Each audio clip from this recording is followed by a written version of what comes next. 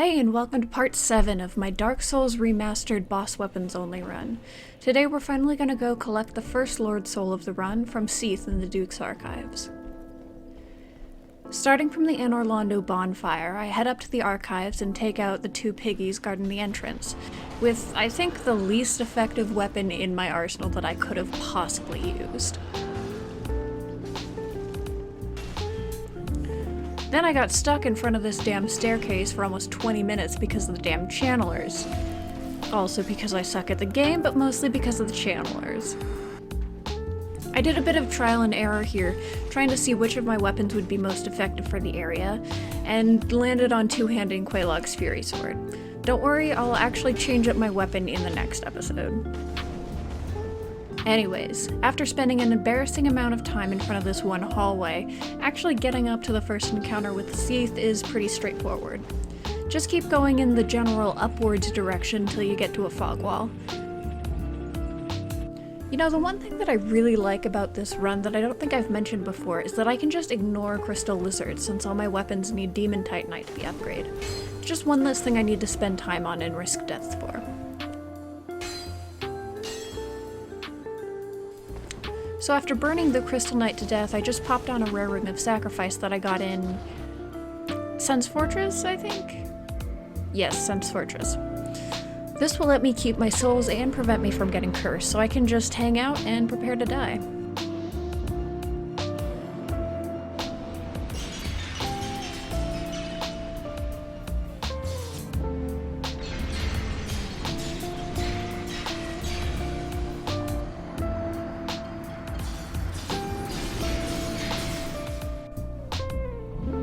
Through some sort of magic dragon soul fuckery, I then wake up in prison deep in the archives. I spent a few minutes going up and down this staircase, opening up all the cell doors and getting some sick loot and murdering some horribly Lovecraftianly malformed women. All the while, my character suffers from the worst tinnitus I've ever seen.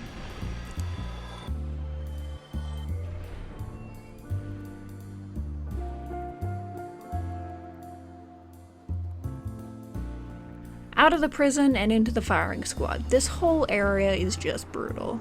There are two channelers in the first half and probably half a dozen archers in the second half that constantly rain hell on you. Luckily, once you've cranked the staircase in the second half of the area that you need to progress, it stays cranked, so you can just sprint through on subsequent attempts, and go straight down to open up the shortcut to the bonfire below.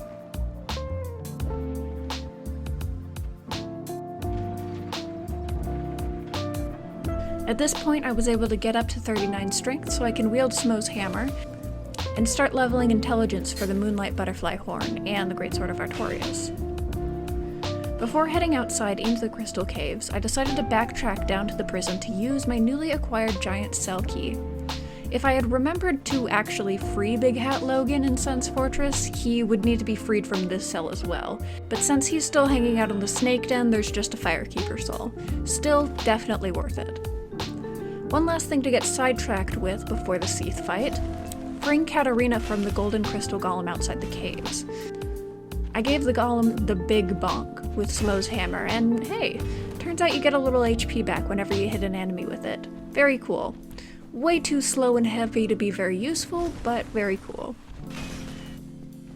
On the way down to Seath, I killed enough crystal golems to get up to 14 intelligence, which is enough to wield the Moonlight Butterfly Horn.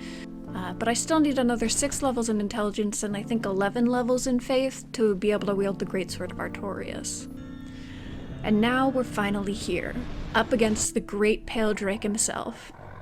Okay, so I technically killed him on my second attempt, but my first attempt was so dumb that I hesitate to even call it an attempt.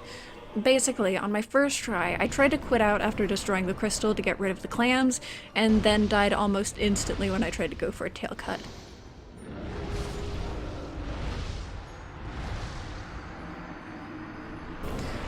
The second try went much smoother. Seath is fairly weak to fire, so even with only having the Fury Sword at +3, the damage combined with the pretty fast attack speed melted his health bar fairly quickly. I didn't end up cutting the tail, partly because of the last attempt, but mostly because I didn't think I'd actually use it. Since I already have the Moonlight Butterfly Horn, that deals pure magic damage and doesn't weigh 800 pounds or have an intelligence requirement of 28. There's not a whole lot to say about the fight itself. The only time I felt like I was actually in danger was when the camera freaked out during one of the crystal attacks. I just kept myself right up against one of his front tentacles and kept an eye out for the big curse AoE, which he only did once.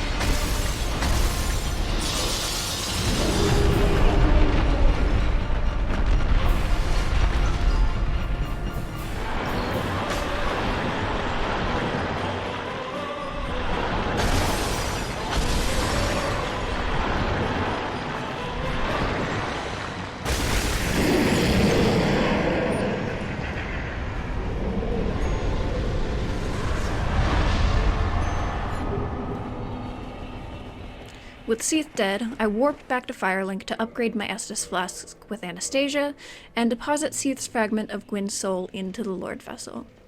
Pretty much every boss and weapon down in the Demon Ruins in Lost Izalith is weak to magic damage, so that'll be my next stop with the Moonlight Butterfly Horn.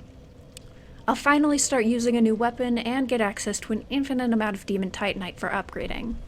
But that'll wait till next episode, so that's gonna do it for now. Thanks for watching, and I'll see y'all next time. Bye.